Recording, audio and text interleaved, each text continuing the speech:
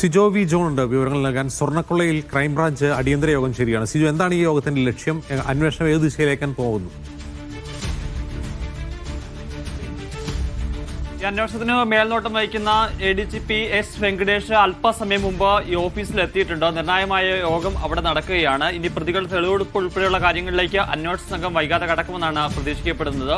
എന്തായാലും മുരാരി ബാബുവിനെ സന്നിധാനത്ത് എത്തിച്ച് തെളിവെടുപ്പ് നടത്താൻ തീരുമാനിച്ചിട്ടുണ്ട്. അത് ഇന്നുണ്ടാകുമെന്നൊരു സൂചന ലഭിക്കുകയും ചെയ്യുന്നുണ്ട്. ഉണ്ണികൃഷ്ണൻ പോറ്റിയുടെ കസ്റ്റഡി കാലാവധി ഇന്ന് കഴിയുകയാണ്. ഇന്ന് വൈകിട്ട് 4 മണിക്ക് മുമ്പാണ് റാന്നിയിലെ കോടതിയിൽ ഹാജരാക്കേണ്ടത്.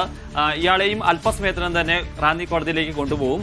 ഈ ഉണ്ണികൃഷ്ണൻ പോറ്റിയെ ശബരിമലയിൽ എത്തിച്ച് തെളിവെടുപ്പ് നടത്തുമെന്നത് സംബന്ധിച്ച് ചില സംശയങ്ങൾ നിലനിൽക്കുന്നുണ്ട്. കാരണം അത് ഈ ഘട്ടത്തിൽ വേണ്ട എന്നുള്ളൊരു നിലപാടിലേക്ക് അന്വേഷണ സംഘം വന്നതായി സൂചനകൾ വന്നിരുന്നു. കാരണം ഇയാൾ ഈ സ്വർണ്ണപ്പാളികൾ ഉൾപ്പെടെ കൈമാറിയിരിക്കുന്നത് അയാൾ നേരിട്ട് വന്നല്ല വാങ്ങിയിരിക്കുന്നത്. അതുകൊണ്ട് പരമാവധി അവിടെ നിന്ന് തെളിവെടുപ്പ് ഒഴിവാക്കാനുള്ള ഒരു സാധ്യത അന്വേഷണ സംഘം തേടുകയും ചെയ്യുന്നുണ്ട്. ഇക്കാര്യങ്ങൾ ഉൾപ്പെടെ വിശദമായി പരിശോധിക്കുന്നതിന് വേണ്ടിയിട്ടാണ് ഇപ്പോൾ എസ് വെങ്കടേഷിന്റെ നേതൃത്വത്തിൽ ചർച്ച നടക്കുന്നത്. എന്തായാലും അക്കാര്യത്തിൽ ഒരു അരമണിക്കൂറിനകം തീരുമാനമെത്തും. അതിനുശേഷം ഇതിന്റെ തുടർ നടപടികളിലേക്ക് കടക്കാൻ വേണ്ടിയിട്ടാണ് അന്വേഷണ സംഘത്തിന്റെ തീരുമാനം. എന്തായാലും കഴിഞ്ഞ ഒരു 2 ദിവസങ്ങളായി അന്വേഷണ സംഘത്തെ സംബന്ധിച്ചിടത്തോളം നിർണായകമായ മണിക്കൂറുകളാണ് കടന്നുപോയത്. കാരണം ഈ കേസിലെ പ്രധാന പ്രതികളായ ഉണ്ണികൃഷ്ണൻ പോറ്റിയെയും മുരാരി ബാബുവിനെയും ഒരുമിച്ചിരുത്തി ചോദ്യം ചെയ്യുകയാണ് ഉണ്ടായത്. ഇവരിൽ നിന്ന് നിർണായകമായ വിവരങ്ങൾ അന്വേഷണ സംഘത്തിന് ലഭിച്ചിട്ടുണ്ട്.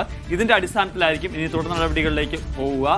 ഈ കേസിൽ ഈ മുരാരി ബാബുവിനെ കൂടാതെ മുൻ ഉദ്യോഗസ്ഥരായിട്ടുള്ള ദേവസ്വം ബോർഡ് ഉദ്യോഗസ്ഥരായിട്ടുള്ള 8 പേരെ കൂടി പ്രതി ചേർത്തിട്ടുണ്ട്.